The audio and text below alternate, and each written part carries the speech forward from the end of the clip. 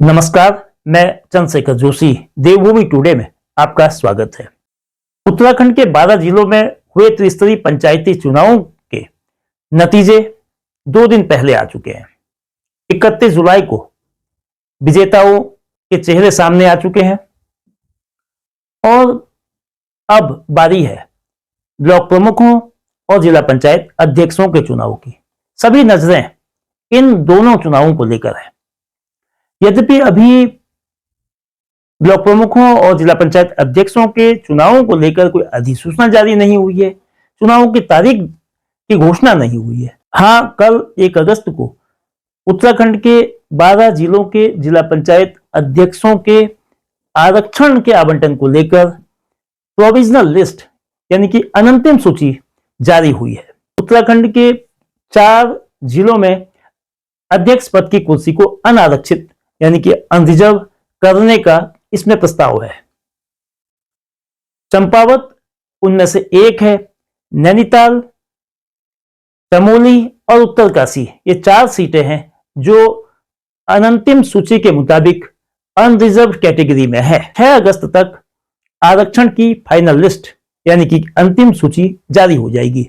इससे यह संभावित है, इससे ऐसा लगता है कि ब्लॉक प्रमुख और जिला पंचायत अध्यक्षों के चुनाव अगस्त महीने के तीसरे सप्ताह तक संपन्न हो सकते हैं। इसको देखते हुए उत्तराखंड में भारतीय जनता पार्टी और कांग्रेस अपने राजनीतिक समीकरण बनाने में जुट गई है। समीकरणों को अपने अनुकूल करने की जुगत दोनों पार्टियों की ओर से तेजी से आगे बढ़ रही है। चंपावत जिला पंचायत में अध्यक्ष कौन होगा, यह बड़ा सवाल है। उससे भी बड़ा सवाल है, क्या चंपावत जिला पंचायत में अध्यक्ष पद के लिए चुनाव होंगे या अध्यक्ष पद निर्विरोध रूप से निर्वाचित होगा। अगर कोई अप्रत्याशित घटनाक्रम ना हो तो ऐसा लगता है, इस बात की संभावना बहुत प्रबल है कि चंपावत जिला पंचायत अध्यक्ष पद के लिए लगातार दूसरी बार यानी कि 2019 के बाद अध्यक्ष पद के लिए वोटिंग की नौबत ना आए। ऐसा इसलिए जिला पंचायत सदस्यों के परिणामों को लेकर जो राजनीतिक तस्वीर उभरी है उसमें भारतीय जनता पार्टी बेहद मजबूती से आगे बढ़ी है। चंपावत जिला पंचायत में कुल 15 सदस्य हैं। इसमें से 2/3 सीटें भारतीय जनता पार्टी ने जीती है, यानी कि उसके पास 10 का आंकड़ा है। कांग्रेस इस पूरे परिदृश्य में तकरीबन साफ है, उसे 1 सीट मिली है। खराई से सोनू बोहरा जिला पंचायत सदस्य बनी है। 10 सीटों के अलावा जो शेष 4 सीटें बचती हैं उनमें से एक सीट जो धुरा की सीट जिसमें हिमानी बोहरा निर्वाचित हुई है वो सीट बीजेपी ने खाली छोड़ी थी, यानी कि उस सीट से पार्टी ने धुरा से अधिकृत प्रत्याशी नहीं बनाया। सीट खाली छोड़ने से जो हिमानी बोहरा सदस्य निर्वाचित हुई वो भी भारतीय जनता पार्टी से संबंधित है। 3 सीटें चंपावत की जो शक्तिपुर बुंगा की सीट है, कृष्णानंद जोशी यहां से चुनाव जीते हैं। भारतीय जनता पार्टी के अधिकृत प्रत्याशी को हराकर चुनाव जीते हैं, लेकिन वे अभी भी भारतीय जनता पार्टी के नगर मंडल के महामंत्री हैं। योगेश जोशी बालाकोट की फरतोला सीट से चुनाव जीते हैं, बीजेपी की पृष्ठभूमि से आते हैं, यानी कि ये 2 अन्य सदस्य सीधे तौर पर बीजेपी से एफिलेटेड है। तो बीजेपी का जो आंकड़ा है वो 13 तक पहुंचता है। जिला पंचायत के जो आंकड़े हैं वो भारतीय जनता पार्टी के लिए एकदम फिट है। बीजेपी बेहद कंफर्टेबल पोजीशन में है। दूसरा सवाल जो उभरता है कि आखिर अध्यक्ष पद का चेहरा कौन होगा। सबसे अधिक पसोपेश बीजेपी के भीतर इसी बात को लेकर है कि अध्यक्ष पद के चयन को लेकर ऊहापोह की स्थिति भले ही ना हो, लेकिन एक प्रतिस्पर्धा है, एक दौड़ है।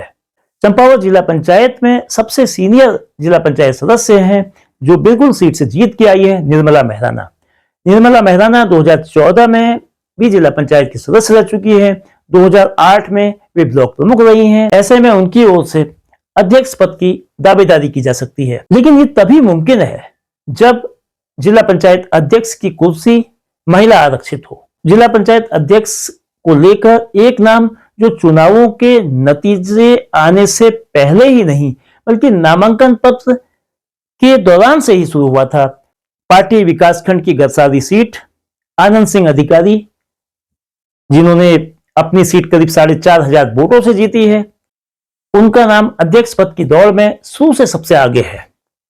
और अब इस सीट के जो प्रोविजनल लिस्ट है उसमें अनरिजर्व आने से इसकी गुंजाइश और अधिक बढ़ती है, ऐसा पार्टी सोर्सेस का मानना है। आनंद सिंह अधिकारी को अध्यक्ष पद के लिए प्रत्याशी बनाकर भारतीय जनता पार्टी एक साथ कई निशाने साध सकती है।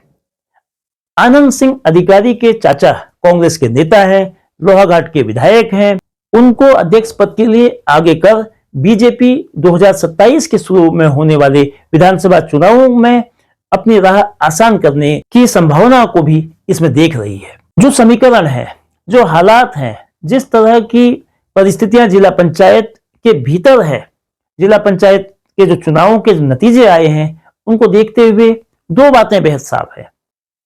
भारतीय जनता पार्टी का अध्यक्ष बनना तय है। सवाल दूसरा यह है, क्या अध्यक्ष पद के लिए चुनाव होंगे या अध्यक्ष पद 2019 की तर्ज पर निर्विरोध रूप से होगा। जिस तरह के समीकरण है, जिस तरह की परिस्थितियां हैं, कांग्रेस जिस तरह से हाशिए में है, अध्यक्ष पद के लिए प्रत्याशी चाहे जो भी बने, लेकिन दो बातें एकदम साफ है, अध्यक्ष बीजेपी का बनेगा और अध्यक्ष के लिए चुनाव की नौबत नहीं आएगी। इस बात की प्रबल संभावनाएं हैं। निर्विवाद रूप से बीजेपी का अध्यक्ष बनना और निर्विरोध रूप से अध्यक्ष चुना जाना, इसको लेकर बीजेपी तो आशान्वित है ही, कांग्रेस और अन्य राजनीतिक विरोधी भी इसको लेकर दबी जुबान से मान रहे हैं कि इस बार चुनाव की नौबत नहीं आएगी। क्या ये अटकलें, ये संभावनाएं, ये समीकरण जमीन में, परिणाम में भी दिखेंगे, इसका इंतजार करना होगा। अध्यक्ष पद का जब चुनाव होगा, सारी तस्वीर, सारे आकलन, सारी अटकलें अध्यक्ष पद को लेकर जो कयास लग रहे हैं, जो अटकलें हो रही हैं, जो संभावनाएं व्यक्त की जा रही हैं, वो कितनी सच होती है, इसका पता चुनाव में चल जाएगा। बहुत बहुत धन्यवाद।